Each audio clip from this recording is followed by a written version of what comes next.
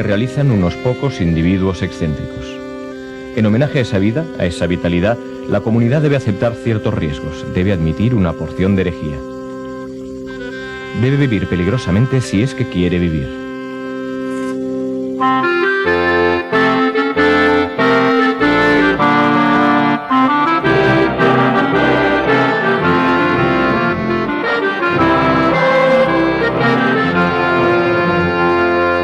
El anarquismo es la libertad, es la puerta abierta hacia el infinito de la libertad y del bienestar de la humanidad.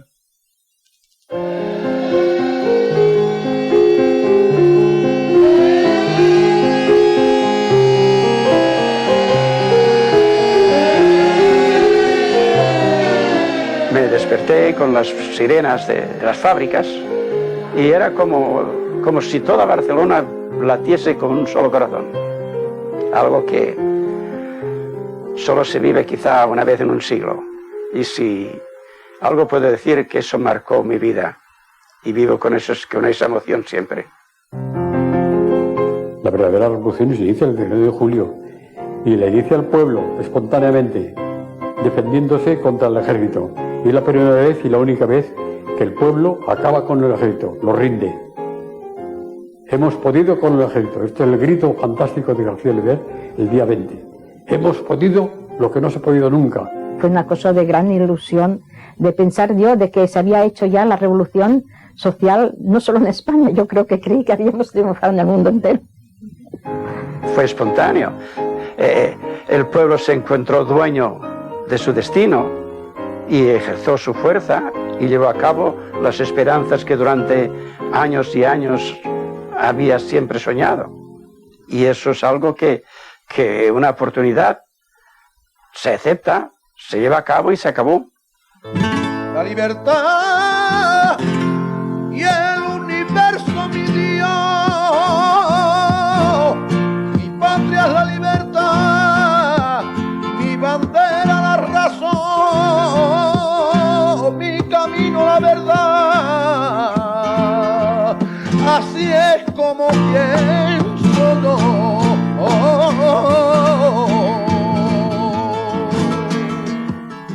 Año tras año, los anarquistas, protagonistas de la revolución que vivió España durante la Guerra Civil entre 1936 y 1939, rememoran aquel verano que cambió para siempre sus vidas. España 36, éramos más jóvenes que ahora. Y cuando piensas que un pueblo sin historia no es un pueblo, no es nada, y esto te tira de culos, Hicieron todos los posibles para desprestigiar a la revolución y para borrarla. Hasta hace pocos años no se veía ningún libro que hablase de verdaderamente la revolución. Yo soy albañil y cuando he tenido que construir una casa, he empezado siempre por los fundamentos.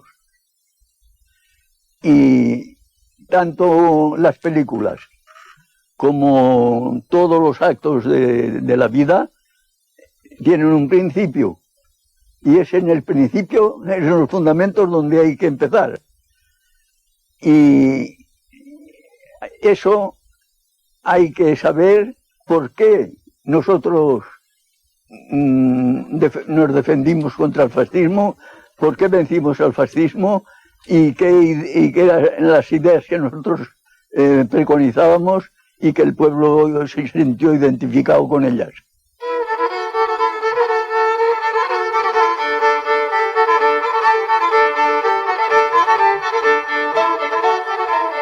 La situación de miseria en la que vive gran parte de la población española en 1930 apenas ha mejorado desde que comenzó la revolución industrial un siglo antes. Continúan el analfabetismo y las profundas desigualdades sociales, sin que las autoridades, la Iglesia ni la burguesía pongan remedio. El anarquismo, que aparece como una propuesta del socialismo utópico para luchar contra la injusticia social, ha ido calando a lo largo de 100 años en las clases más desfavorecidas del país. Las ideas de Kropotkin y Bakunin arraigan con fuerza, especialmente en Andalucía y Cataluña.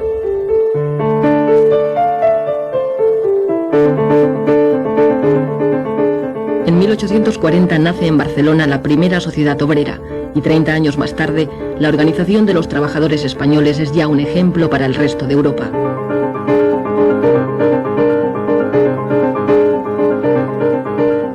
Tras la escisión de la Primera Internacional, en nuestro país triunfan las ideas antiautoritarias de Bakunin frente a las que propugna Marx. Todo ha de ser libre para que funcione. Esa es la gran disyuntiva que hubo entre Marx y Bakunin. Marx era autoritario y Bakunin no. En el sur de España, Fermín Salvochea es una de las figuras más influyentes del anarquismo andaluz. Allí el pueblo está enfrentado a una burguesía propietaria de grandes latifundios improductivos. En virtud de unos cuantos caciques, que son los que manipulaban la política, y los explotadores de grandes extensiones de tierra. Y al trabajador, pues, nos tenían 3 meses, por ejemplo, de trabajo activo. El resto, pues, era casi... No trabajaba, lo que trabajaban muy poco, y vivían muy mal.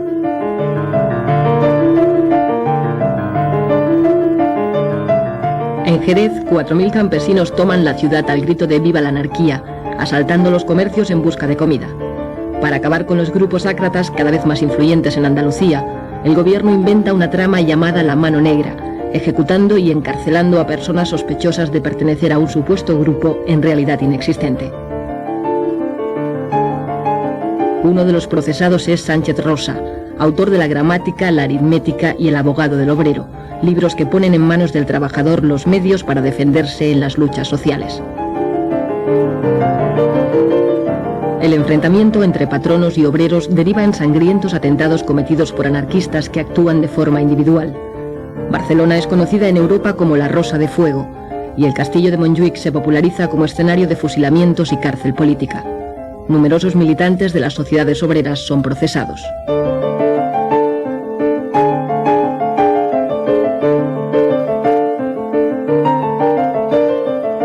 Se ha dado una imagen del anarquismo, de siempre la pistola, siempre... No, señor. Hubo que emplear la pistola también, pero principalmente se basó en la concienciación de la gente a través de la labor cultural, para crear lo que deseamos como un mundo nuevo. Para los anarquistas, es el pueblo el que ha de adquirir una conciencia revolucionaria, conociendo primero la realidad para poder cambiarla.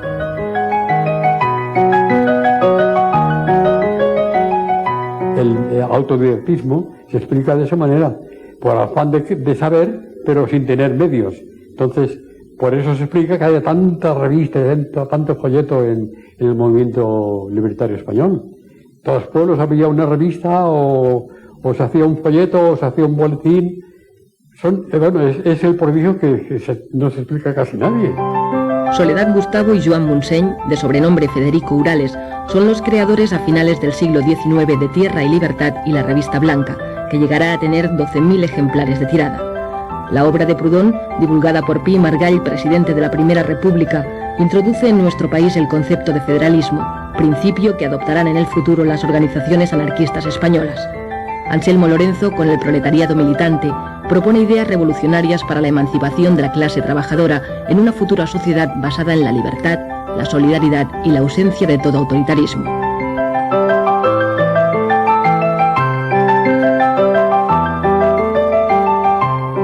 Porque el anarquismo no es una teoría, no es solamente una filosofía, no es solamente un programa de vida, sino una forma de vivir. Una forma de vivir. A través de las sociedades obreras, los anarquistas crean escuelas gratuitas que suplen la falta de una enseñanza pública para todos. En 1902, Francisco Ferrer Guardia funda la escuela moderna inspirada en el racionalismo. Basa su enseñanza en el respeto físico, intelectual y moral del niño. Francisco Ferrer Guardia reacciona contra el oscurantismo de la enseñanza de los curas y de los frailes. Siendo cartesiano, pues como era Ferrer Guardia, y siendo libertario, quiso hacer de su escuela una forja de enseñanza, sobre todo dirigida a la razón, sobre todo dirigida a la lógica. Entonces, a partir de ahí, pues, se cargaba al capitalismo y a toda la política y a todo el poder, etcétera, etcétera, ¿no? No pararon hasta que mataron a Francisco Ferrer, acusándole de actos que no había ni siquiera realizado. En la cosa por la cual se le acusó y en nombre de la cual se fusiló, que fue la insurrección de 1909 en Barcelona, de los soldados de no querer embarcarse al África, donde se les estaban matando, asesinando por el capricho de los cuantos militares, incluido el rey, eso Ferrer ni estaba ni participó. Fruto de Solidaridad Obrera nace en 1910 en Barcelona la CNT, la Confederación Nacional del Trabajo, con el objetivo de unir al proletariado español en una sola organización anarcosindicalista abierta a toda la clase obrera. Contraria a los partidos políticos, utiliza la huelga, el sabotaje y el boicot como instrumentos de lucha. En 2 décadas la CNT se convertirá en la organización obrera más importante del país y en el movimiento sindicalista más activo y eficaz de la Europa moderna. La CNT es el intento de los obreros de organizarse para conseguir económica y socialmente una sociedad mejor, dentro de la cual a un poco largo plazo está la autogestión, o sea, la capacidad obrera para asumir todas las funciones que ahora tiene el Estado, o sea, sustituir al Estado. La Primera Guerra Mundial provoca en España un enriquecimiento de la burguesía que no repercute en mejoras para la clase trabajadora. Las tensiones aumentan y, como reflejo de la Revolución Rusa, los obreros españoles organizan numerosas huelgas hasta conseguir, por primera vez, la jornada de 8 horas. Había una fundición que despidieron a 4 obreros porque pedían las 8 horas. Y no lo querían dar, y entonces los patrones cerraron las fábricas y lo cerraron todo. Ripoll se tuvo que hacer comida, rancho, en la plaza del ayuntamiento para alimentar el pueblo, porque duró unos 9 semanas. En 1919 la CNT tiene ya más de 700.000 afiliados. Los duros conflictos laborales provocan entre los jóvenes reacciones extremistas y la aparición de grupos de acción como los solidarios. Compañero de Durruti y Ascaso, García Oliver rememorará en 1938, ya como ministro de la República, los años de lucha en que cayeron numerosos militantes anarquistas como Salvador Seguí, el Noi del Sucre. Nuestro grupo anarquista se formó el año 1923.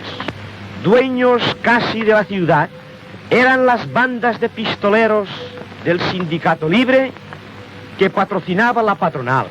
Las hordas policíacas coadyuvaban a la obra de destrucción de nuestras organizaciones y de nuestros hombres. Nos unimos y formamos un grupo anarquista, un grupo de acción para luchar contra los pistoleros, contra la patronal y contra el gobierno. Conseguimos nuestro objetivo. Les vencimos. En 1923, con la dictadura de Primo de Rivera, la CNT es declarada ilegal y muchos anarquistas se exilian, como Ascaso y Durruti, que continúan su labor revolucionaria en América. Empecé haciendo carrera por Atajo y veré estrellas para mí. Y decía mi vecino que llevaba mal camino, apartado del redil.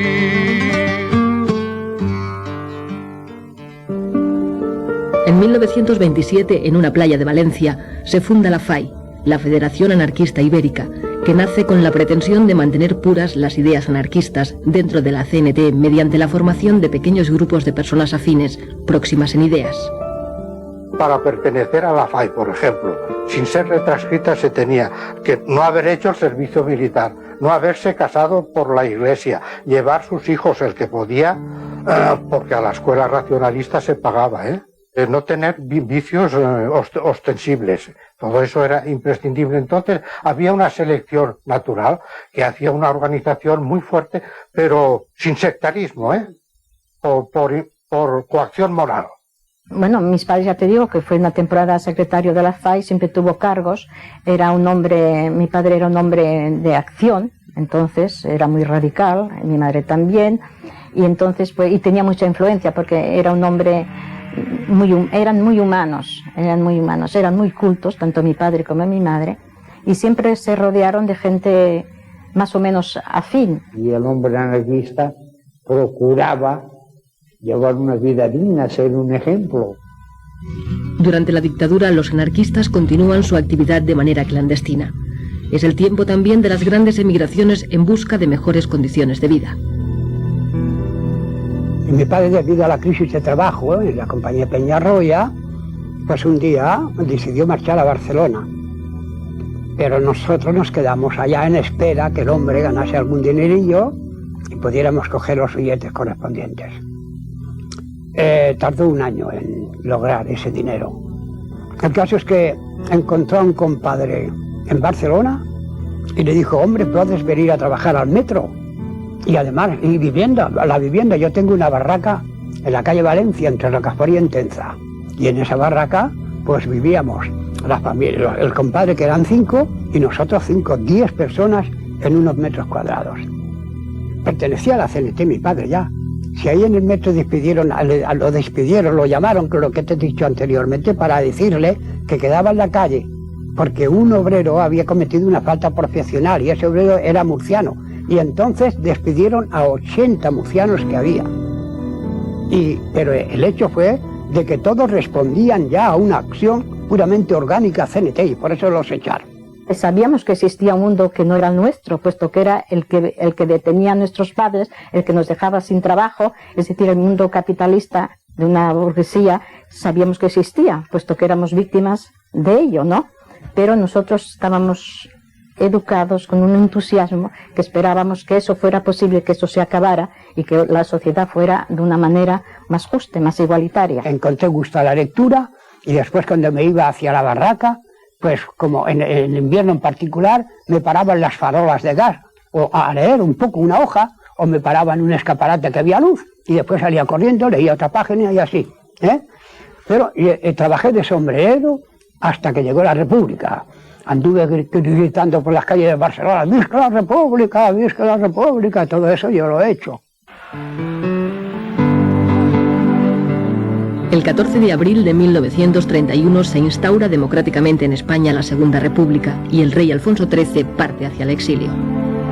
Era una fiesta en Barcelona, por lo menos la que yo viví, desbordante, todo el mundo, pero las calles estaban llenas de gente. No se concibe cómo sin preparar esa fiesta se pudo producir ese fenómeno. Todas las calles llenas de gente vitoreando, sin ningún odio. Viva la República, viva la libertad, viva el pueblo, etcétera, etcétera. A partir de ahí, ese remojón, ese chapuzón de libertad que le dio la entrada en la República, estimuló todos los resortes de la persona. No ha habido nunca una juventud tan ansiosa de saber como la que vivimos nosotros entre el 31 y el 36. Aquellas ansias que teníamos contenidas, entonces ya se desbordaron. Ya buscamos sitio a ver dónde podíamos ir. Entonces se nos dijo que habían formado un Ateneo.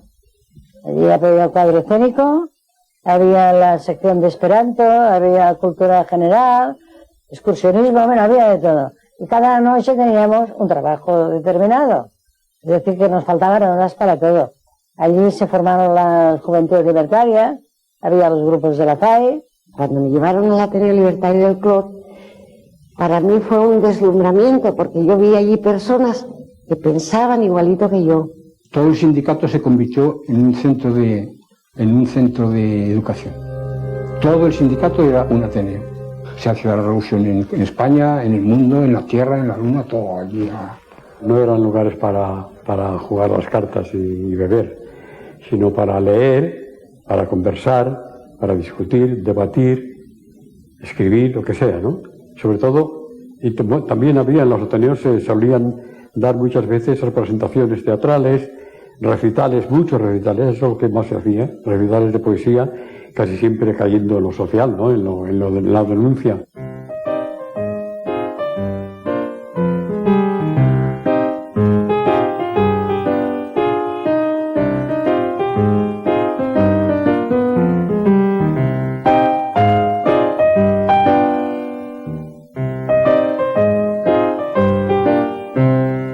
Fue un gran éxito todas las publicaciones anarquistas de España. Llegamos a tener estrictamente del anarquismo más de 70 publicaciones. Cuando se reunían 3 anarquistas, coño, se hacía un periódico.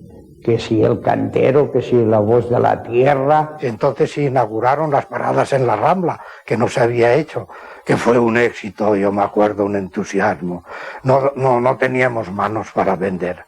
No teníamos manos, todo, el aborto legal, las 12 pruebas de la inexistencia de Dios, dinamita cerebral, voceando todos los periódicos y así de gente comprando, porque no nos habían dejado hasta entonces hacerlo.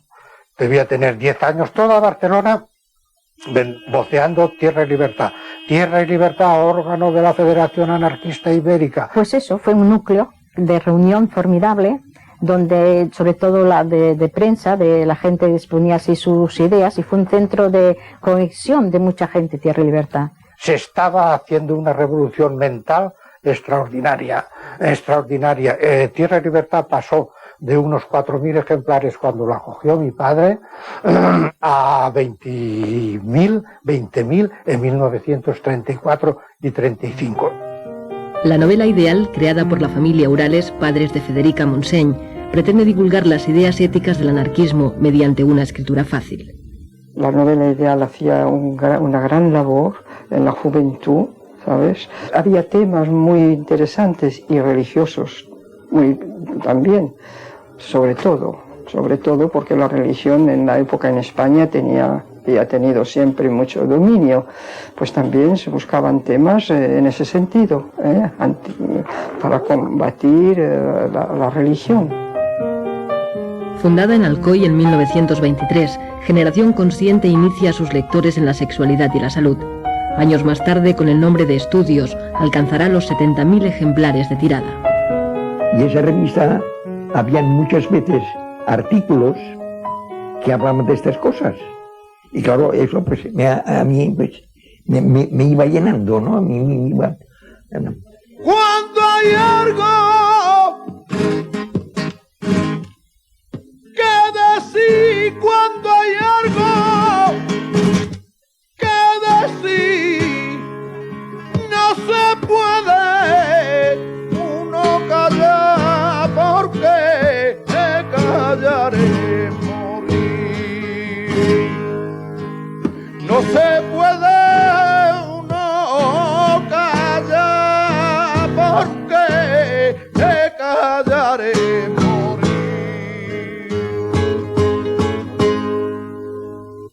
Incluso tú describías y decías, quisiera saber esto o lo otro. Pues te decían, pues sí, pues hay este método, y contestaban por la revista, revista Estudios. Y luego había, la pentalfa era más bien sobre los nudistas. No sé por qué pasa que las grandes fábricas de la siderometalurgia, pues la gente se da al alcohol, se suda mucho y se da al alcohol. Por contra, habían unos cuantos que se veía enseguida, se distinguían de los demás, que no fumaban, que no bebían, que leían, que hablaban, que comentaban. Y entonces yo, sin querer queriendo, me fui juntando con estos, que eran anarquistas y naturistas, desnudistas, etcétera, etcétera, y muy dados a la cultura. Para nosotros el amor libre era simplemente que una pareja estuviera de acuerdo en convivir por afinidad, unirse libremente sin firmar papeles, sin hacer contratos. Bueno, y cuando hubiera disensión, de mutuo acuerdo, separarse y quedando amigos, ¿no? Sin pleitos y sin nada. A mí me parece que fue una cosa completamente revolucionaria, porque salir la mujer de poder tener un compañero sin pasar por la iglesia, sin bautizar el hijo, sin todo eso, entonces la mentalidad de la mujer entonces era una cosa terrible y cerrada. Enseguida era una cualquiera.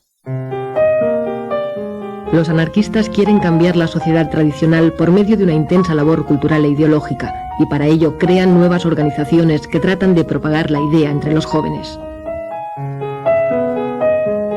Nacen las Juventudes Libertarias, que más tarde se unirán en una federación ibérica de la que Fidel Miró será su secretario general. El lema era cultura y propaganda. Repartir propaganda y procurar que entrara gente, no le pedíamos a nadie antecedentes ni qué ideas. Ese de los puntos libertarios entra. El día que te canses te largas. Cuando los muchachos me llevaron a las Juventudes Libertarias me integré al grupo de Sol y Vida. Era un grupo excursionista que nada más el resto de la semana vivíamos esperando el sábado. Teníamos tanto afán de instruirnos porque éramos todos pues proletarios, que hacíamos paradas y alguien leía un libro, una frase, y entonces la comentábamos, descansábamos, seguíamos andando. Es que era una labor permanente, que quizá incomprendida ahora, pero es la que dio un nivel cultural, de un gran sentido consciente de la existencia a estas generaciones que íbamos accediendo al mundo del trabajo. Los mítines, la acción directa y la propaganda ayudan a recuperar la influencia de la CNT. En ciudades como Barcelona, 1 de cada 2 obreros está ya afiliado a la central anarcosindicalista.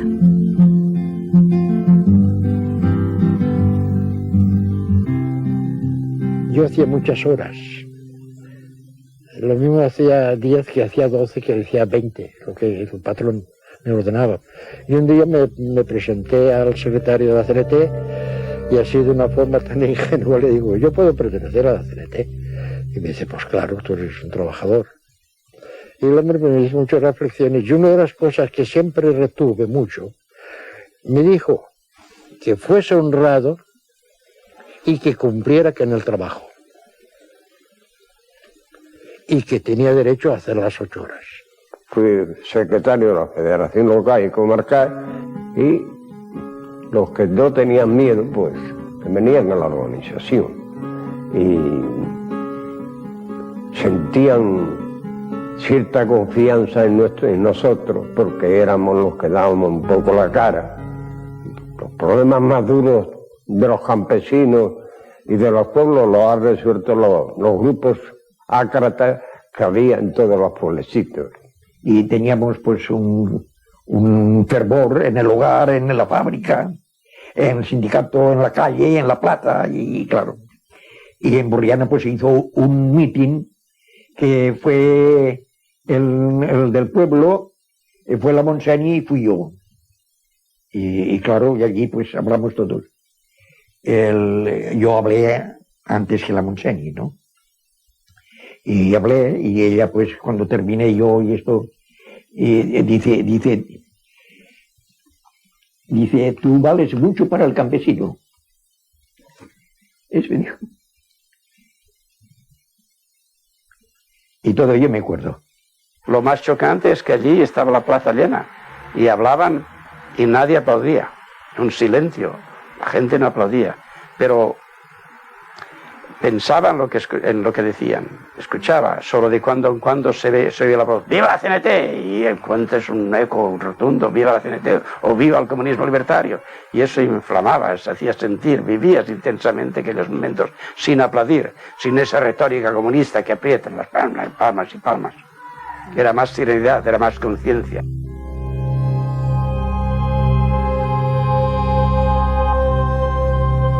Había unos acuerdos sindicales que cuando echaban a un obrero de un trabajo, no había ningún obrero que debía de reemplazarlo. Así que a lo mejor el patrón, en una mina o en un trabajo, echaba a uno porque lo consideraba revolucionario o porque le cogía rabia, lo despedía. No había ningún obrero que lo reemplazara.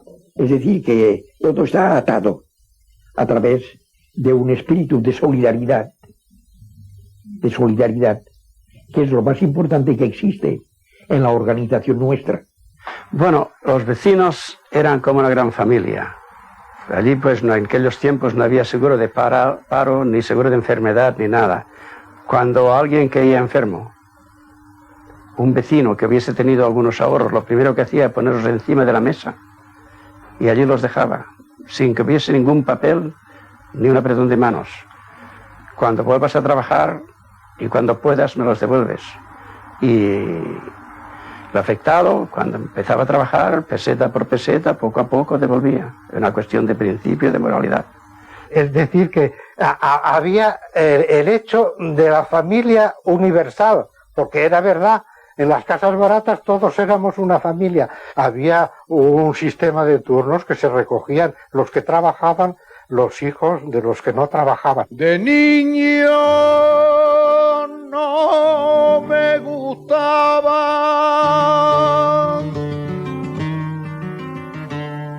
los libros, ni la sotana, ni salir en procesión.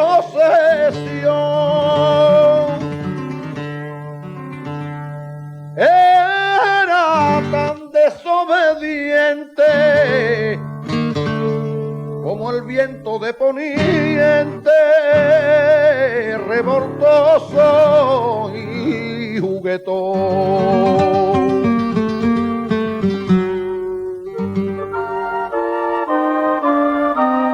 Para combatir el analfabetismo y la educación católica, los anarquistas crean a través de los ateneos y de los sindicatos escuelas inspiradas en la moderna de Ferreguardia, aplicando métodos de pedagogos como De Crolí o Pestalozzi.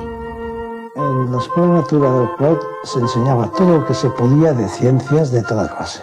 Lo que ocurre es que había un acento en todas partes siempre que era superior a la enseñanza aquella, que era el hecho de hacer que el niño utilizara eso no para hacerse un depósito de conocimientos, sino una capacidad de utilización de esos conocimientos. Se procuraba que el niño fuera él mismo siempre y que viese la diferenciación entre cada niño, entre todos los niños. Eso se llevaba con gran cuidado porque es el elemento principal tanto del anarquismo como de los métodos de enseñanza del anarquismo. En la escuela nuestra, en la escuela de Puchelías, en la escuela Natura, yo allí no he leído nunca ni a Bakunin, ni a Kropotkin, ni nada. Nada más que, por ejemplo, La cosa humana, de Tolstoy, los poetas, o quizás la lectura de Blasco Ibáñez, es decir, gente más bien moderada, más bien liberal. No era ninguna cosa, no era una educación revolucionaria, era una educación más o menos pacifista, antimilitarista, humana y culta, pero nada más. Escuela Nueva ya parte de unos principios modernos, de pedagogía moderna, que no hay ni asomo de ideología.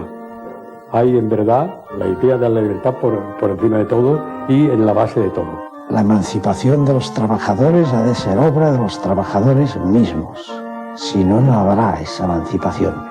Es decir, que se autosubvencionaba de diversas maneras, pero autosubvencionaba. Lo que nunca quiso la Escuela Natura ni el sindicato Fabril fueron subvenciones ni del Estado ni del Ayuntamiento. Pero las esperanzas puestas en la República defraudan a las clases más desfavorecidas del país. El gobierno tiene que hacer frente a numerosos levantamientos en Cataluña, Levante y Andalucía. Que los campesinos en Andalucía padecían hambre y el feudalismo allí seguía manteniendo tierras y cotos y miles de hectáreas sin cultivar y la gente sin trabajar. Allí se produjo casas viejas. Fue un movimiento montado por los anarquistas, era un movimiento anarquista. Y quisimos declarar comunismo libertario.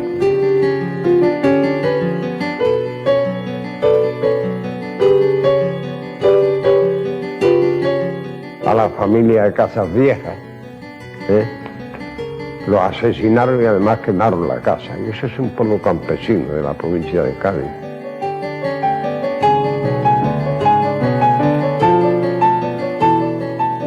La CNT provocó un movimiento revolucionario con el que no todas las regionales estábamos conformes, sobre todo en Asturias no éramos muy partidarios. Era la división que había entre los dos conceptos.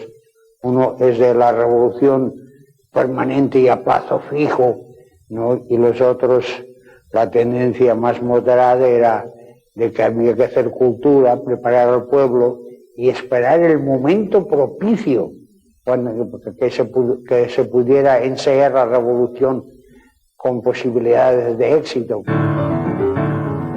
En año y medio de república, el enfrentamiento entre la derecha y la izquierda provoca 30 huelgas generales, 400 muertos y 9.000 detenidos.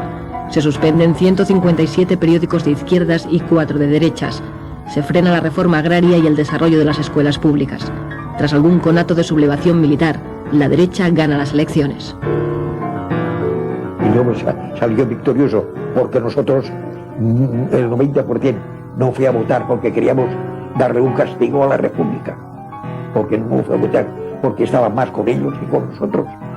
La gente sacando el dinero al extranjero, no queriendo trabajar, cerrando fábricas. Los sindicatos estaban clausurados continuamente y las cárceles llenas de obreros, de presos gubernativos. El preso gubernativo es un hombre que no ha hecho nada, que no tiene más que un antecedente sindical. Yo estuve 6 meses y no fue de los que estuve más. En Asturias, los trabajadores de la CNT y la UGT colectivizan minas y fábricas. Ramón Álvarez forma parte del Comité Revolucionario. La idea general estaba concebida, primero, detener el avance progresivo del fascismo en toda Europa. Y después se combinó en uno de los puntos, el fundamental, en que la finalidad del movimiento revolucionario de octubre era la implantación de una sociedad socialista federalista. Pero la revolución de Asturias no es secundada por las fuerzas de izquierda del resto de España. Los obreros asturianos resisten durante 2 semanas el asalto de las tropas enviadas por el gobierno, con el general Franco al frente. La revuelta es aplastada en una acción premonitoria de la guerra que se avecina. Febrero de 1936. El Frente Popular, la izquierda, derrota en las elecciones al derechista Frente Nacional. El voto de la CNT ha sido decisivo. En febrero decidimos votar nosotros. Muchos, yo no voté, pero muchos votaron, porque teníamos alrededor de 15.000 presos en las cárceles de España. Se suceden las huelgas, las ocupaciones de tierras y los enfrentamientos de la Guardia Civil con obreros y campesinos. Mientras la derecha prepara el golpe de Estado, las organizaciones más radicales llaman a la revolución. Para mí el comunismo libertario es mi máxima aspiración. Para ello, en el año 36 celebramos un congreso en Zaragoza y después de mucha discusión, porque a nosotros nos gusta mucho discutir, pues llegamos a un acuerdo concreto de que la CNT propugnaba el comunismo libertario. Un comunismo, como decía antes, que va de abajo arriba y no de arriba abajo, que se regula mediante asambleas generales, con revocación inmediata de cualquier cargo si la mayoría lo exige. Ya el hecho de que la base sea soberana significa que no hay posibilidad de maniobras politiqueras. Todos de todos, hay que distribuir equitativamente y por tanto, si todos de todos, todo el mundo trabaja, todo el que puede, claro. Todo el mundo trabaja, todo el mundo se forma, sobre todo porque hay tiempo para formarse. España ha venido a menos por una triple división. Por la división engendrada por los separatismos locales, por la división engendrada entre los partidos y por la división engendrada por la lucha de clases. Entonces los falangistas habían empezado ya a tomar bastante fuerza y se atacaba con bastante intensidad a los compañeros nuestros. Esto dio lugar a que por nuestra parte pues nos empezáramos a plantear una lucha más directa, incluso pues yendo armados. Los pueblos se dividieron en dos. En mi pueblo de 1.500 habitantes, los de la derecha no se saludaban con los de la izquierda. La generalidad de los trabajadores lo tienen muy claro. Saben quién tienen enfrente a la Iglesia, que tienen enfrente al capitalismo, que son sus enemigos seculares. Porque hasta la Iglesia entonces ya se había enfrentado el cardenal Segura, se había enfrentado constantemente contra la República. Ya, aquello era inevitable, ellos ya estaban en el extranjero ya entrenándose, ya tenían acuerdos con Mussolini y con Hitler. Entonces todo el mundo lo sabía y todo el mundo se preparaba. Y los partidos, y lo sabía el gobierno. Ahora, había ministros que dormían a la hora en que los otros se lanzaban a la calle. Y el gobierno central de Casares Quiroga negaba que hubiese alzamiento y todo eso. Y dio la orden, que eso fue lo fatal, a todos los gobernadores, que nada de armas al pueblo. Nada de armas al pueblo. Tenían más miedo a la revolución que a los militares. Porque no hay que olvidar que en los primeros días de julio, Companys le dijo al jefe de orden público de Cataluña que desarmase a la CNT, a los anarquistas. En Barcelona estábamos todos los militantes y otras gentes también de izquierda, estamos de guardia toda la noche durante 4 días. Entonces ya hubo el día anterior a la revolución, ya vinieron y dijeron que yo me había dormido, por cierto, en el tejado, en el techo, dijeron, bueno, hoy es la hora de la verdad, el que no le interese que se largue a su casa, porque hoy sí hay faena. Estábamos en la Plaza de la Generalidad, eso estaba abarrotado de hombres pidiendo armas.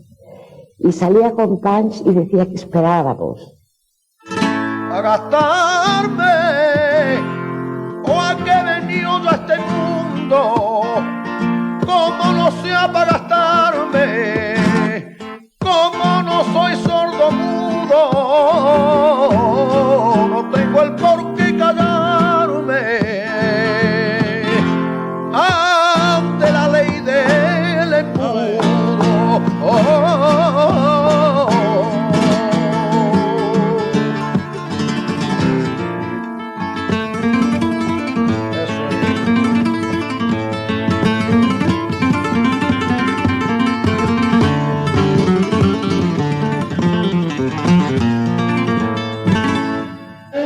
El 19 de julio del 36, los obreros de Barcelona alertan a la población ante la sublevación militar. Y cuando sonaron las sirenas, pues era toda una multitud de horta, yo no sé, mil de gente que bajó por aquella avenida de Santa Eulalia al cuartel de San Andrés.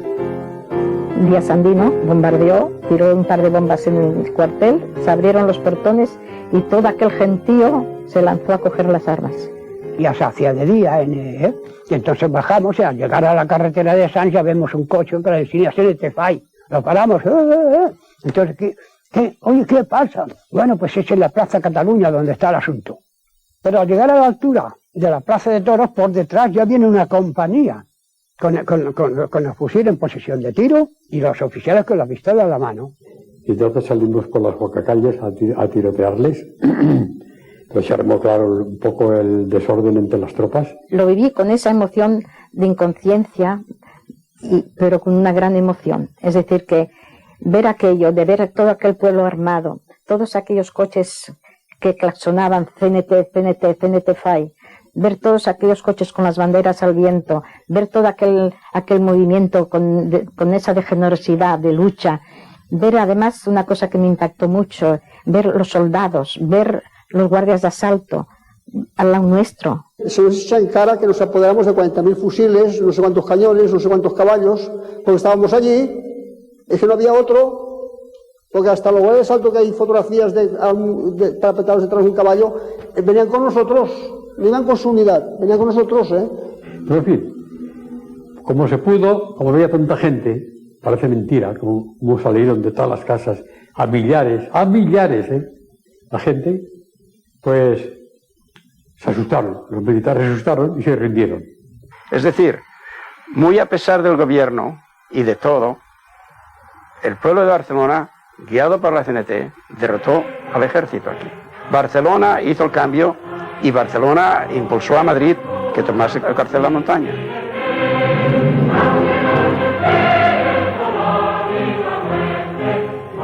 Es una manifestación pública de todo el pueblo de Madrid, que se levanta como puede, o que se trata de oponerse ya desde ese momento a lo que se le viene encima. España ha quedado dividida en dos. Ha comenzado una guerra civil de lucha entre clases que durará 3 años. Los rebeldes asesinan allí por donde avanzan a simpatizantes y militantes republicanos y de izquierda. En la España leal a la República, las represalias no se hacen esperar para todo aquel sospechoso de apoyar a los rebeldes. Los tiradores desde los campanarios de las iglesias de ciertos conventos estaban mezclados, los de los clérigos con los militares. Se pusieron a tirar no contra los adversarios que llevaban fusiles, sino contra toda gente que estuviera en la calle.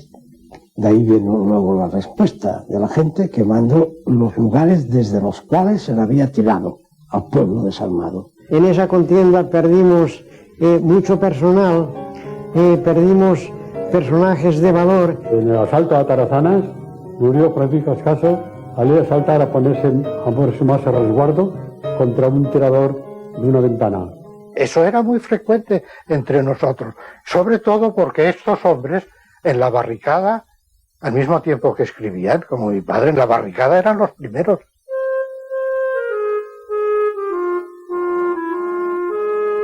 La nula capacidad de reacción del gobierno de la República ante el golpe militar y el desmoronamiento de las estructuras del Estado provoca que en muchos lugares sean los propios ciudadanos los que organicen sobre la marcha la nueva sociedad. La cárcel modelo de Barcelona salieron todos de golpe, ¿no? Todos. Fue el primer momento glorioso de la revolución, sacar a todos los presos, ¿no? Y presas, claro. Ya se rompe con toda la cosa del Estado y todo, ya se rompe, ya nosotros, y para nosotros ya no servía gobierno ni servía nada, ¿no? Ya era una cosa del sindicato, ya no aceptábamos órdenes, ni comentarios, ni consejos de nadie, nada más que del sindicato. Hicimos un comité para, en primer lugar, para reclutar gente para ir a Aragón o donde fuera, y después, en segundo lugar, para evitar que hubieran venganzas personales, ¿no?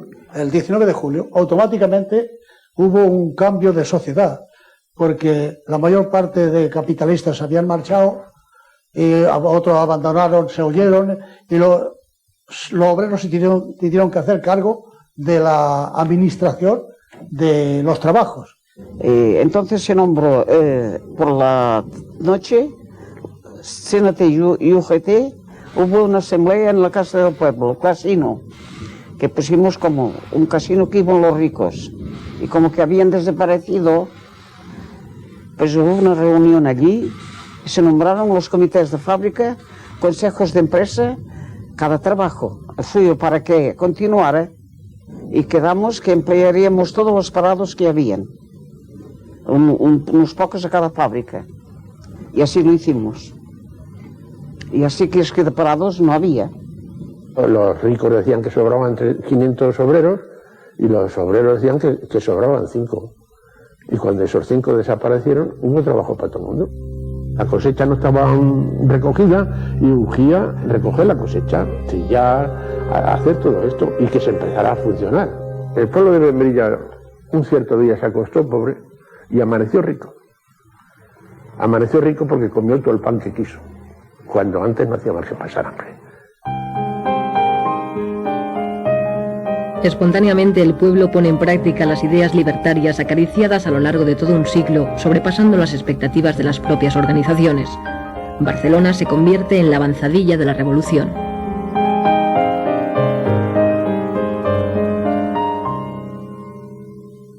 En los primeros días, enseguida entramos en contacto con el sindicato de transporte y empezaron a enseñar a las compañeras a conducir tranvías.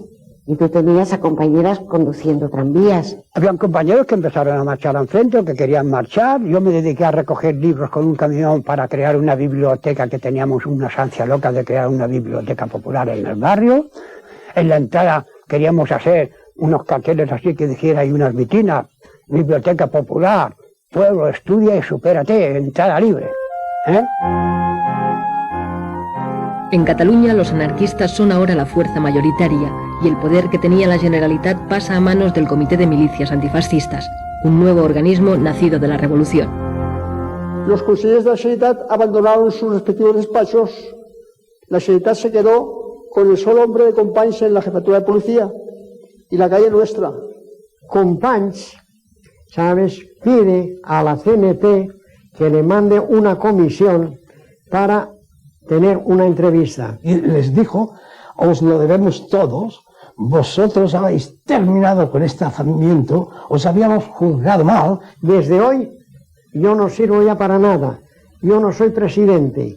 Si para algo valgo, les dice a la comisión, dice, estaré a vuestro servicio. Palabras de Companys. García Oliver propuso ir a por el todo. Y se lo pusieron, nada más votaron él y Chena, los de Hospitalet. Se lo puso Santillán y Federico Montseny. Federico Montseny diciendo, ir a por el todo es establecer nuestra dictadura. Y eso es una negación del anarquismo.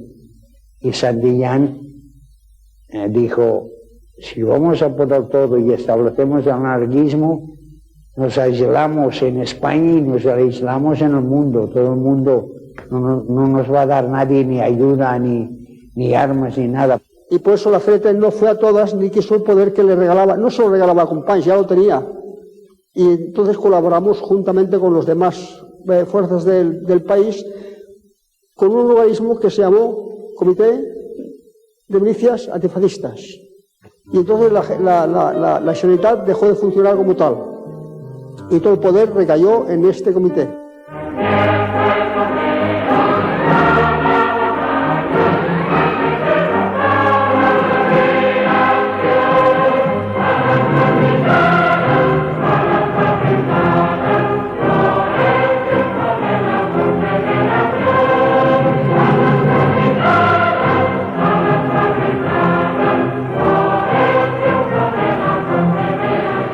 Empezamos a organizar las columnas y hay esa salida que tenéis ahí en la fotografía y se iban directamente al frente, al lugar que nos pedían.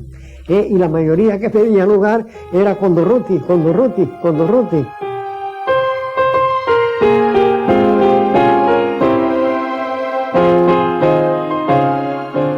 Ante el peligroso avance de los sublevados y el desmantelamiento del ejército, los partidos y los sindicatos organizan milicias de voluntarios obreros y campesinos para defender el país.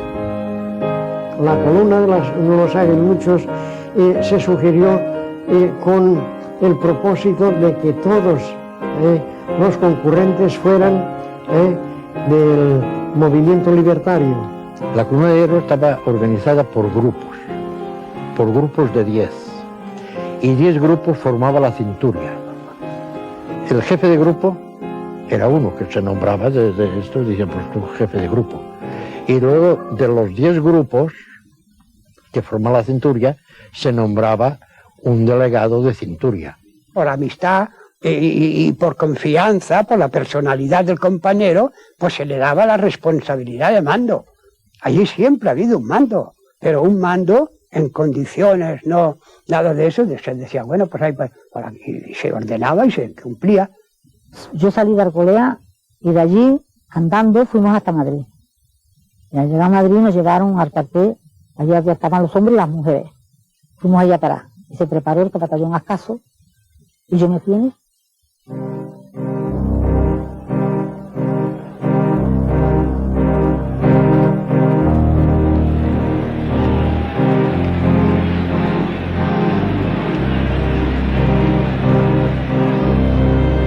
Puedo decir que a medida que nosotros íbamos actuando con la columna de Ruti, nosotros dábamos las manos a los campesinos y a toda aquella gente transformando la sociedad en autosugestión, en una serie de actividades, colectividades, que sea lo que nosotros habíamos pretendido toda la vida. No era solamente tirar tiros. Ahí, a medida que nosotros avanzábamos, pues ellos tenían campo libre para poder formar, darle forma ética a lo que tenía que ser nuestra sociedad, nuestra futura sociedad.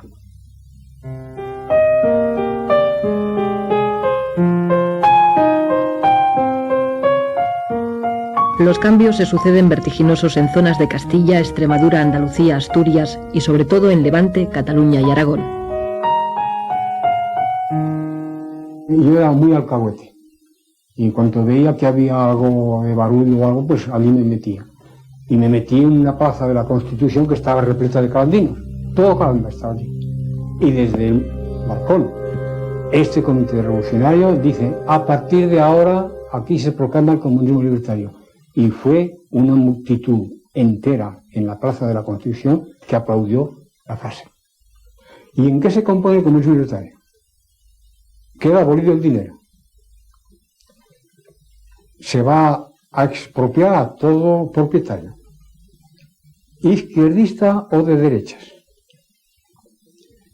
Toda la maquinaria a disposición del pueblo, todos los edificios para que sean alojados los habitantes, independientemente de quién sea el propietario, trabajo colectivizado, distribuidos los trabajadores en grupos. No hizo falta semecas para organizar aquello, que fueron los trabajadores mismos.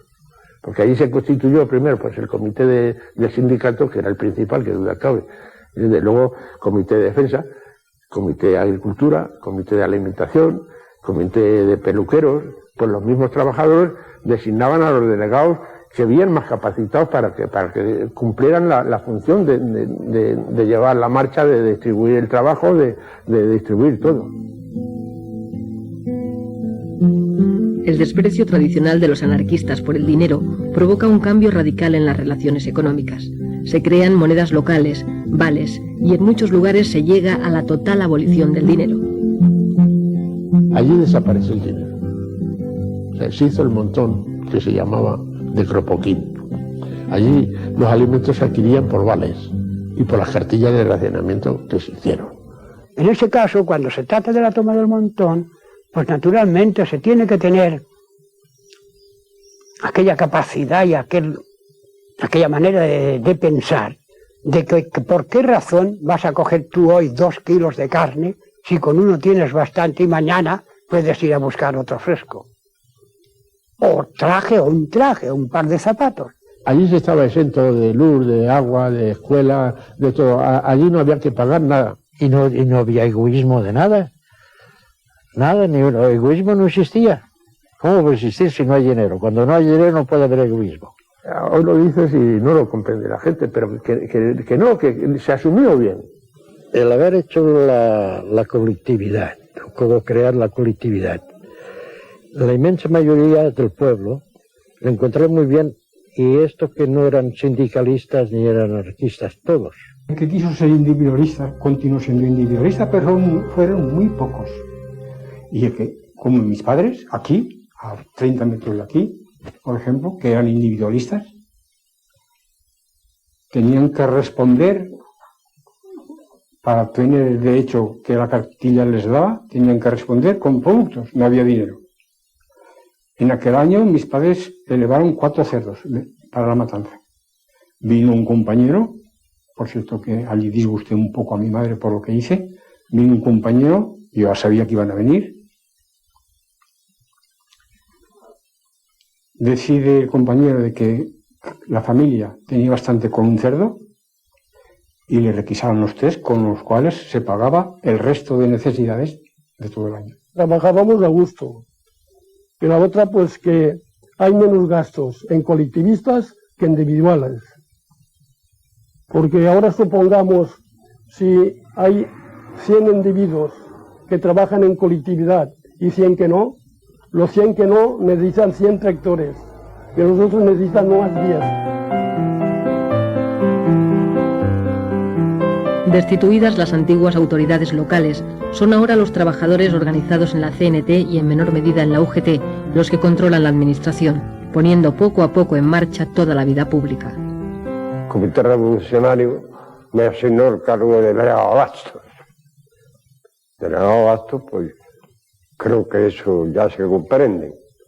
Nos hicimos cargo de todas las mercancías que teníamos y además un pueblo que no da trigo, pues veníamos a Levante y lo cambiábamos por azúcar. Pues teníamos una fábrica de azúcar, pues había una cosecha ya. Y de allí nos llevábamos chocolate y cosas así, intercambios. Ya con el carbón ya se traían mercancías de calzado, de vestidos, todo eso para el pueblo, y ya se traían de afuera. Se nombraba cada pueblo una delegación representativa de cada pueblo, y allí se construyó en Benicarló, digamos, la Federación de Colectividades. En Levante, UGT y CNT trabajan de forma conjunta tras la expropiación espontánea de tierras y fábricas. Bajo la organización de la Central Anarcosindicalista, Alcoy se convierte en un ejemplo de autogestión obrera con las industrias colectivizadas en su totalidad. Se crea el CLUEA, el Consejo Levantino Unificado de la Exportación de Agrios, encargado de coordinar directamente desde las colectividades la venta al extranjero. Muy pronto este organismo, nacido de la Revolución, topará con las reticencias del gobierno central, que comienza a apoyar a las cooperativas comunistas. Y en el extranjero ya teníamos, en París, en Bruselas, en Holanda, en fin, todas esas cosas. Todo aquello funcionó perfectamente y cada vez mejor, cada vez mejor.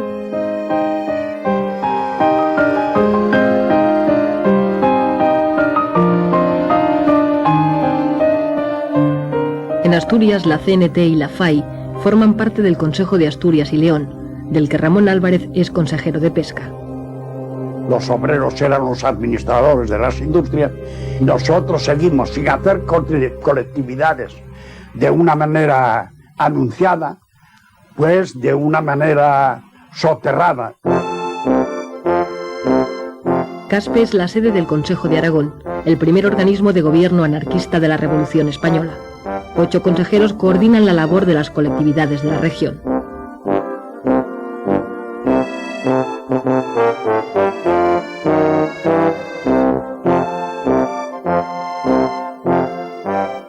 Aquí en la región, que fue el centro, digamos, mayoritario de las colectividades, con su consejo en Caspe y todo eso, en Levante hubo colectividades, en Andalucía hubo colectividades, en Castilla hubo colectividades para todo, pero tan homogéneo como en Aragón no la hubo en ninguna parte.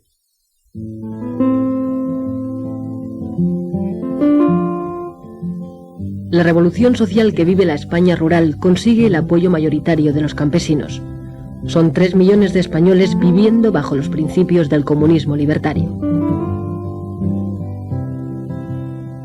Allí pues había una pizarra en el sindicato grandiosa, y cualquier trabajador, una queja que tuviera, la apuntaba en la pizarra, y en la asamblea se discutía aquello.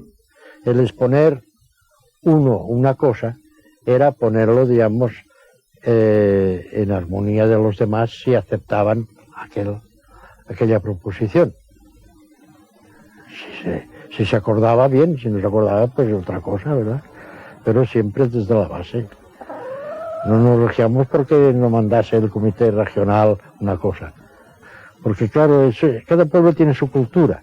Por lo tanto, al tener su cultura, tiene sus costumbres. Entonces no son las mismas costumbres nuestras aquí valencianas, como diríamos las andaluces, son diferentes. Con la ocupación de tierras y un reparto más racional del trabajo, la producción aumenta. La gestión colectiva de los beneficios permite la construcción de hospitales, escuelas, acequias, granjas y centros de experimentación agrícola. Había, además del grupo escolar Francisco Ferrer, donde se pusieron 18 maestros, del huerto del convento, del huerto de los frailes, concretamente, se hizo una zona de experimentación agrícola. Se plantaron viñedos, se plantaron olivares, olivares que eran viejos, que eran productivos, se hacía carbón. En fin, hubo una transformación y que la colectividad prosperó mucho. E inmediatamente se decidió el adquirir 2 tractores, y 2 tractores en Canda, sin parar de trabajar, hace mucho. Y con aquello, pues, no solamente se suplió las 350 hombres que fueron al frente, sino que se aseguró, y eso es más que verdad, se aseguró que nada de las tierras cultivadas hasta la fecha quedaron yermas, todas fueron cultivadas. Como aquel que cada otorga y y aunque la ignorancia es sorda, pude levantar la voz más fuerte que los ladrillos de los perros consentidos y que la voz del patrón.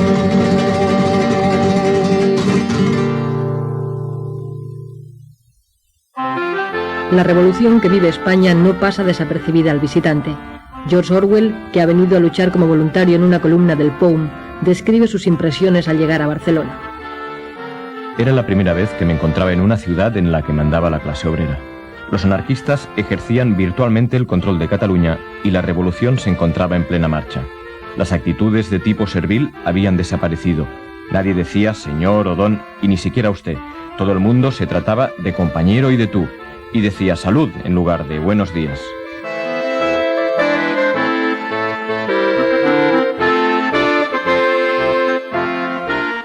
Barcelona es el centro neurálgico de la revolución en la España urbana. Con la CNT y la FAI al frente del Comité de Milicias Antifascistas, Cataluña vive una de las transformaciones más radicales de su historia, que afecta a todos los aspectos de la vida política, social y económica. El 80% de las empresas se han colectivizado y todos los servicios están autogestionados por los propios trabajadores.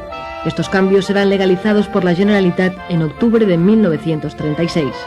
No hubo problema alguno en quién iba a dirigir, quién había de ser el dirigido, ni nada de eso, porque ya formado sindicalmente en la CNT, ya había unos valores establecidos, unas personas que habían demostrado responsabilidad y buen hacer. Yo fui uno de los nombrados a la colectividad del Gran Metro. Y estando en el metro, en la colectividad, es cuando hubo una reunión general del transporte y me nombraron secretario. Y ahí empezó. Y yo era albañil que conocía poco el transporte, pero nos poníamos al corriente pronto de eso. Las circunstancias nos obligaban. Se organizó una comisión que se titulaba Administración y Control de la Propiedad Urbana, que estaba compuesta de 3 elementos de la Generalidad, 3 de la CNT y 3 de la UGT. Y de los 3 de la CNT yo era un vocal, yo era uno. Entonces, la propiedad no quedó abolida, pero quedó incautada. Los propietarios no tenían derecho a administrar sus fincas, tenían derecho a formar parte de la administración de esta comisión. Los anarquistas podían hacerse los dueños de Barcelona y de Cataluña y no quisieron hacerlo. Y entonces vino la colaboración entre unos y otros. Y entonces, como los más fuertes éramos nosotros, a la cuestión de enseñanza, pues se buscó a uno de los nuestros, al profesor Puig de Elías, y él se ocupó de redactar con otros y demás, pero siempre dirigido por él, la Constitución del Cero. El Consejo de la Escuela Nueva Unificada nace con el objetivo de promover una escuela única, gratuita y laica en lengua catalana. La revolución crea también servicios de asistencia y previsión, inexistentes hasta entonces, que cubren gratuitamente la sanidad, las bajas temporales, la invalidez y la jubilación. Se lucha contra el paro aumentando los puestos de trabajo o contratando nuevos trabajadores, aunque no sean necesarios, para repartir el trabajo entre todos. Las pequeñas empresas y talleres se agrupan, se unifican compañías eléctricas. El entramado es complejo. Nos sentíamos involucrados y luego, claro, nos daba un protagonismo y una responsabilidad que asumimos, diría yo, muy a gusto. En las asambleas lo que se discutía, no tú que serás, yo que seré, sino cómo mejorar la producción, cómo el trabajo organizarlo mejor, cómo quitar intermediario entre una acción y otra, porque claro, una fábrica es compleja. Tienes que ser consciente de que trabajas para ti, entonces, que ya no mantienes a ningún patrón, aún trabajas con más anhelo. Elizalde, Ford, General Motors, Cross, Pirelli o Can Girona. Los trabajadores reconvierten de manera asombrosa en solo 7 semanas empresas civiles en fábricas de armas. Esta transformación permitirá la supervivencia del ejército republicano. Cada militante se consideraba defensor como un Don Quijote de esa utopía, de esa forma de operar, de esa forma de conducirse éticamente en la sociedad sin necesidad de que viniese el gendarme de turno. O sea, la autogestión yo creo que es la asignatura pendiente aún ahora, porque en aquel momento se demostró que, mira, hay el más ilustrado y el menos, hay el memo y el listillo, pero todos tienen algo, todo ser humano tiene algo a aportar. Casi todo el mundo dice que es una utopía, ¿no? Es la única cosa que podría salvar el mundo, la anarquía. Es lo más bonito que hay.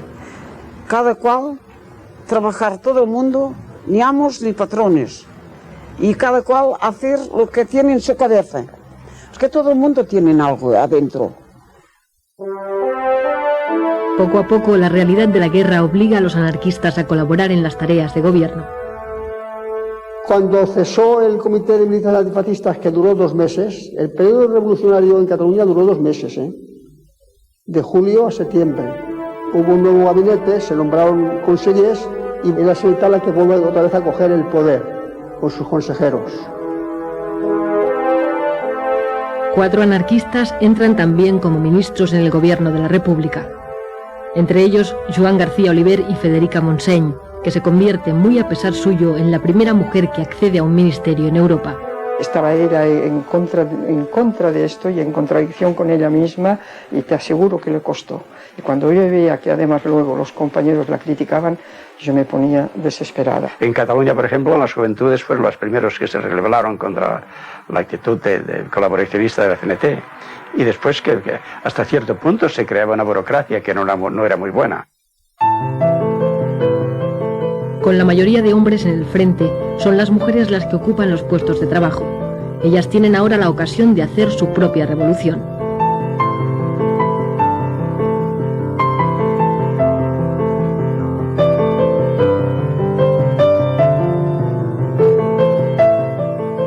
Al irse los hombres al frente, al ocupar ella puestos que dejaron vacantes los hombres en la producción, quizás eso las despertó, se sintieron más libres.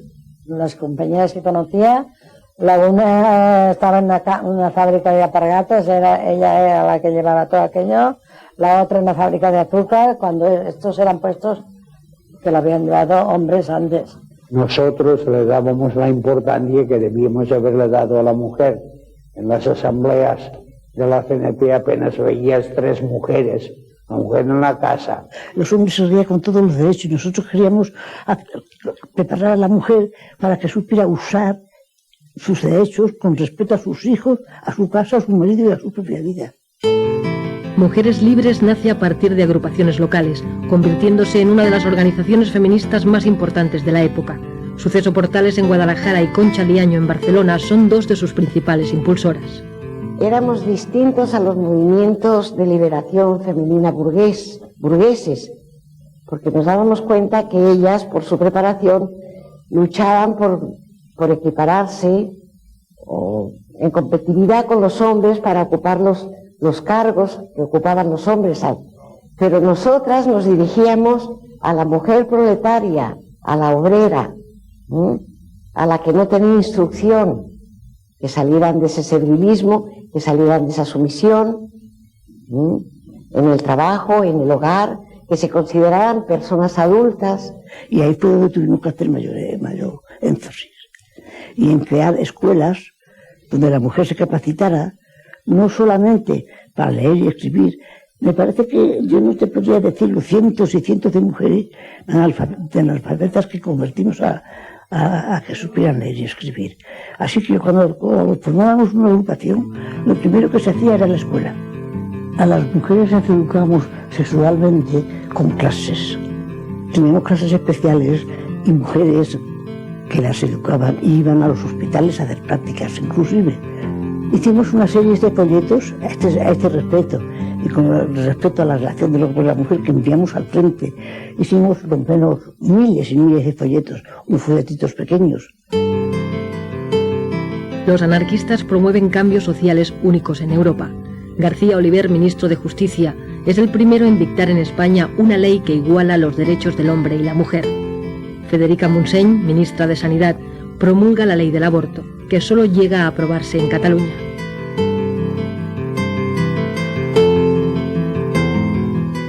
La ley del aborto pues se proclamó primero aquí en Cataluña y se proclamó y enseguida se puso a la práctica, ¿eh? En el hospital clínico se hacían abortos.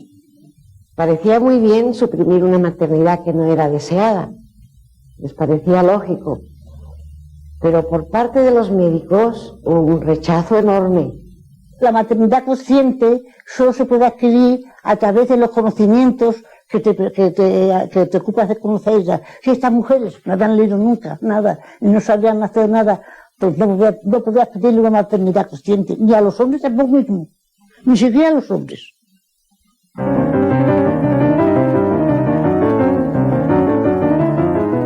Las ayudas alemana e italiana al bando rebelde y la política de no intervención de las democracias occidentales están provocando la derrota de las fuerzas republicanas.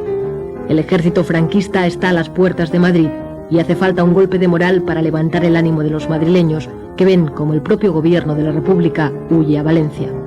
Durruti es en esos momentos el personaje más carismático, el más solicitado.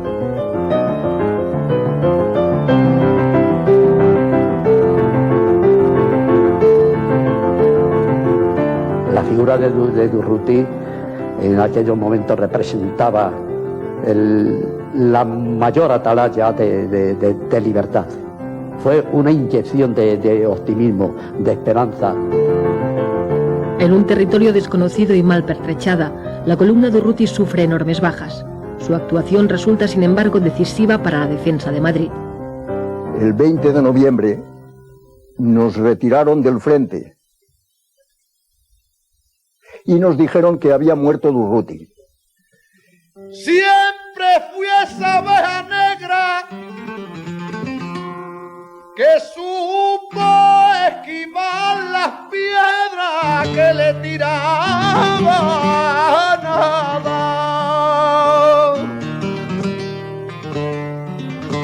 Y entre más pasan los años, más me aparto del rebaño, porque no sé a dónde va. No ha habido en la historia un entierro como el de Durruti en Barcelona.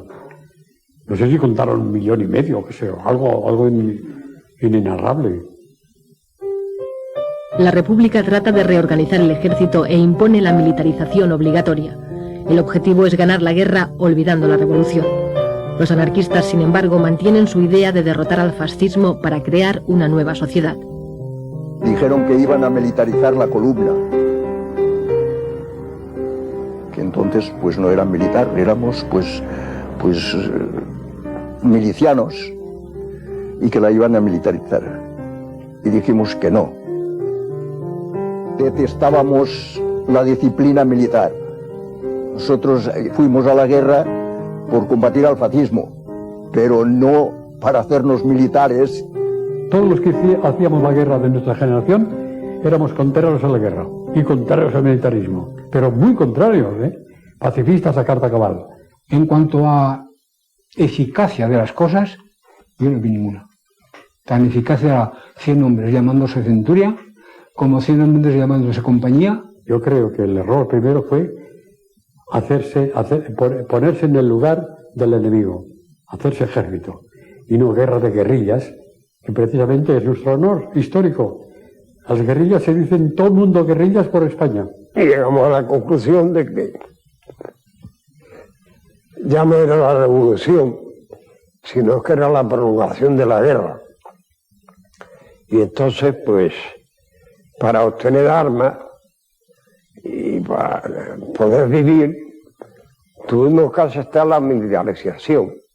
¡Visca la libertad catalana! En Cataluña, los partidos tradicionales recuperan poco a poco el poder perdido el 19 de julio a manos del pueblo y las organizaciones revolucionarias.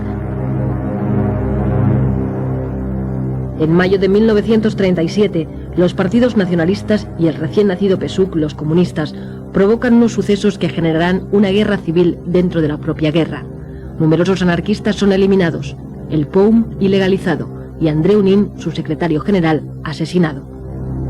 Los primeros días se vivió bajo el ambiente libertario toda Cataluña.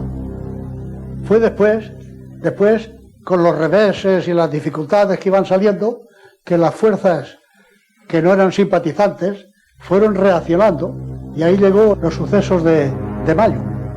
El Artemio Guadé, que era consejero de la Generalidad, mandó la policía de la Generalidad a que se apoderara de la Telefónica. La Telefónica estaba incautada por la CNT, claro, en la Telefónica se resistió, y de allí empezó. En la barriada éramos los amos absolutos, pero en el centro había calles que eran de uno, calles que eran de otro, y así hubo una cantidad de muertos. Los comunistas fríamente se propusieron acabar con los líderes nuestros, para dejarnos sin cuadros directivos, y casi que lo lograron. Eso fue horrible. Nos mataban a los compañeros por la espalda, mataron en San Andrés a más de 50 compañeros de las Juventudes Libertarios. Y para localizar, para parar eso, nuestros compañeros, que eran ministros, García Oliver y Federica Montseny, se trasladaron de Valencia a Barcelona pidiendo el alto al fuego, y fueron ellos que se les hizo caso y se paralizó. Hubo una fracción incluso de nuestras columnas que se brindaron para venir aquí y acabar con los comunistas de una vez. Y fuimos nosotros que no, que ya estaba bien de sangre. Fue un error. Allí se perdió la mitad de la guerra en los acontecimientos de mayo. Las cosas habían cambiado radicalmente, había dimitido ya Largo Caballero con los socialistas de izquierda y la separación de la CNT del gobierno, y a partir de los sucesos de mayo pues se sintió en el ánimo de todos y en la sensación de que habíamos perdido mucha fuerza y que la fuerza la había adquiriendo el Partido Comunista, que todas las armas buenas que llegaban de Rusia iban a las fuerzas que ellos comandaban. Solapadamente están empezando a entrar en los intestinos del ejército, a entrar en el comisariado, a entrar en los servicios de información militar, que los ocupan casi en su totalidad. Y nosotros estábamos convencidos de que la idea era cumplir la orden de Stalin, de eliminar sobre todo a los anarquistas, hacerse con la situación de mando y dar por terminada la guerra cuando Stalin lo decidiera. Era eso la cosa. Ideológicamente no les interesaba que estos mecanismos revolucionarios se llevaran adelante de tal manera que si ganábamos la guerra, al país se le pudiera decir, junto a haber ganado la guerra, esta es la obra que ha hecho el anarquismo, esta es la obra que ha hecho la CNT, y esto como arranque para el futuro. Era la primera revolución anarquista en el mundo. Ninguna revolución que no fuese controlada por el Partido Comunista tenía ninguna significante para los comunistas. Y esos no lo podían permitir. No sabéis todos lo que pasó con las colectividades, que vino Lister con todo su ejército a acabar con ellos, con todos, a rajatabla, pero con el imperio de los fusiles.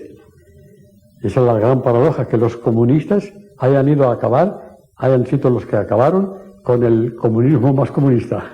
Y él llegó e hizo, pues, que le vino al pelo, hizo la matanza que todo el mundo sabe. Lo que hizo Lister es porque, como en Rusia exactamente, los bolcheviques, los dictatoriales, no admitían que se presentase un ensayo libertario de la naturaleza en el que se vivía en Aragón. Había encarcelado al Consejo de Aragón. Es que en Artacones se estaban encarcelando a los responsables de la colectividad en Calanda, etc. A pesar del intento del gobierno y los comunistas por destruir las colectividades, la mayoría vuelven a reconstruirse y continúan su labor. En Calanda, Miguel Celma, con 16 años, es nombrado responsable de la colectividad. El cambio formal de funcionamiento y de objetivos no existió. No hubo cambio alguno. Eran los mismos. Y eso duró pues hasta el 15 de marzo de 1938. Durante toda la guerra no disminuyó la capacidad productiva de Cataluña, ni su capacidad colectivizadora, ni la presión de ciertos elementos conservadores de la Generalidad, ni los comunistas pudieron borrar la autonomía económica de la que la CNT tenía en Cataluña. Guerra, falta de materias primas, destrucción de instalaciones, boicot del capitalismo internacional y agresión del propio gobierno de la República. La revolución que vive España desde 1936, con la puesta en práctica de las ideas anarquistas, ha sufrido todo tipo de contratiempos y, sin embargo, la producción ha aumentado. Han mejorado las condiciones de trabajo, hay más igualdad entre los ciudadanos y la economía tiene un funcionamiento más racional. Pues esas colectividades tuvieron que luchar, en primer lugar, con una situación anómala, en guerra, con una economía nula, porque todo dependía de Cataluña. Cataluña, si le daba la gana pagar, daba dinero, sino, pues ya el hecho de tener que pedir y molestar, y sobre todo al aragonés. En fin, todos los inconvenientes, y no digamos ya la política de Madrid. La política de Madrid no había jamás ni un diario que no fuera de la CNT que dijera algo bueno de la Revolución Española, de la Revolución Cenetista o de las colectividades, y nada. Ya sabéis que siempre el anarquismo ha tenido una prensa malísima. Que en 3 años no se pueden hacer muchas cosas, más siempre cuando tienes una guerra civil, te tenías que apañar con lo que había, ¿no? Porque nos faltaba todo, las materias primas, había la cuestión de la inseguridad, los bombardeos. El pueblo vivió mal. Yo no soy de los que digo que no hubo disputas, no hubo cosas después, pero el conjunto de lo que fue el comunismo libertario, colectividad, paz y justicia de Membrilla, para mí, y lo demuestro al que quiera, que es la única solución que tiene la humanidad para poder vivir bien. Porque de otra forma no existe. Porque ahí se demostró que me hacía falta la Guardia Civil, me hacía falta los ricos, me hacían falta los curas para vivir bien, que son los únicos que entorpecen la marcha de la riqueza, porque la única riqueza que existe es el trabajo. Lo malo es que aquello, con sus defectos, que los hubo, no continuase, pese a lo cual, cuando los dueños de la fábrica volvieron, la encontraron mucho mejor que no la habían dejado. Cuidado. Aparte de haber duplicado la producción. En Chirona, cuando terminó la guerra, al hacer balance, gran sorpresa para los dueños, gran sorpresa. Se había capitalizado mucho más de lo que era antes de la guerra. ¿Por qué? Porque se habían importado máquinas, herramientas, porque se habían importado hornos eléctricos para hacer aleaciones especiales, que no se tenían. Pues cuando entraron las tropas franquistas, alguien de que fuera autoridad para ello dio orden de demoler estas nuevas construcciones. Y hoy no queda nada de aquello. Fue destruido, porque era un prestigio para la zona republicana y para los que habían gestionado y dirigido la empresa de Gancherona, o sea, del material. Estábamos muy al tanto que las potencias democráticas no querían que nosotros ganáramos. Sin embargo, la pasión podía más que nada y decíamos, bueno, aquí seguiremos hasta que podamos. Pero y cuando llegó el final, que sabíamos que tenía que llegar, nos costaba mucho aceptarlo. Mucho. Eso fue muy doloroso, porque no solo perdíamos la patria, perdíamos nuestros ideales y sabíamos que para siempre. La lucha ya se fue perdiendo, ya la retirada. Hasta que se replegaron, ya fueron a la Seu d'Urgell, ya se replegaron, y ahí es cuando nos enteramos de que se perdía Barcelona. Y entonces estábamos allí unos compañeros y mi padre telefoneó a Barcelona. Telefoneó a la casa CNT FAI y le contestó una voz: arriba España, viva Franco. Y es la única vez, no la única, pero en eso vi que a mi padre le salían, colgó así el teléfono y le saltaron 2 lágrimas. Ya comprendí. Yo creo que aquel fue un momento muy emocionante para los que estábamos allí.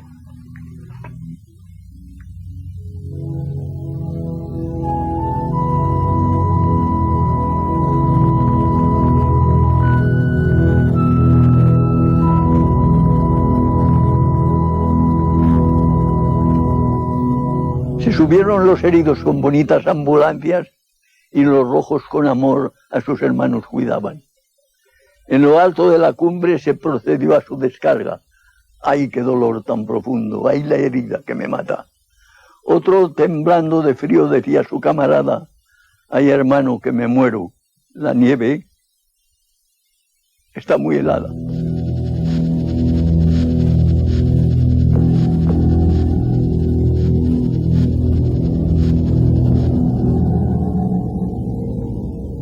Nos dijeron que la guerra había terminado. El que no quisiera, el que no estuviera de acuerdo con el régimen de Franco, se podía ir al extranjero, porque los puertos de Valencia y Alicante estarían abiertos mientras había una sola persona que quisiera marchar. No salió nadie del puerto de Alicante, de Rojos, de la zona republicana, no marchó nadie. Nada más nos cogieron a todos y nos llevaron al Albatera.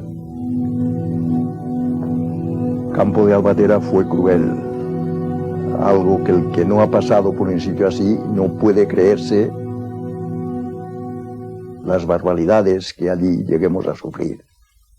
El hambre, el maltrato, los palos que nos llegaron a pegar, aquello no lo sabe más que los que estuvimos allí.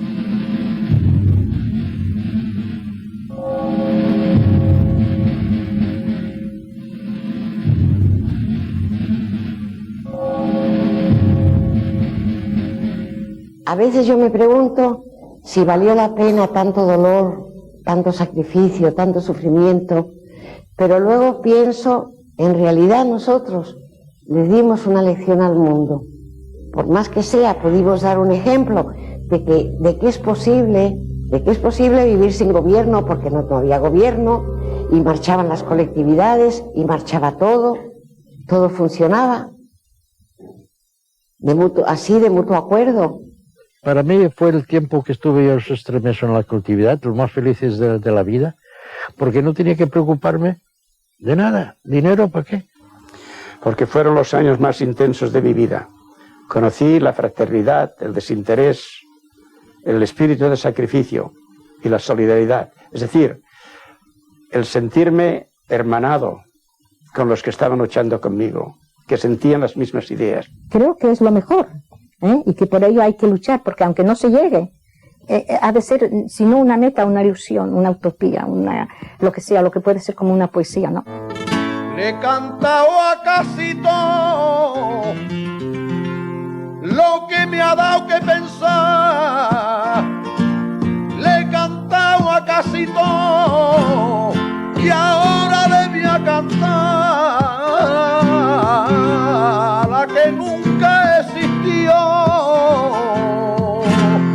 la paloma de la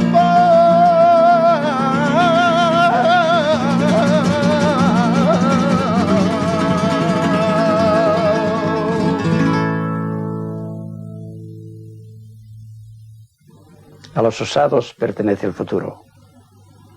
Cuando no podemos soñar más, morimos. Así lo dice Emma Goldman y eso es verdad.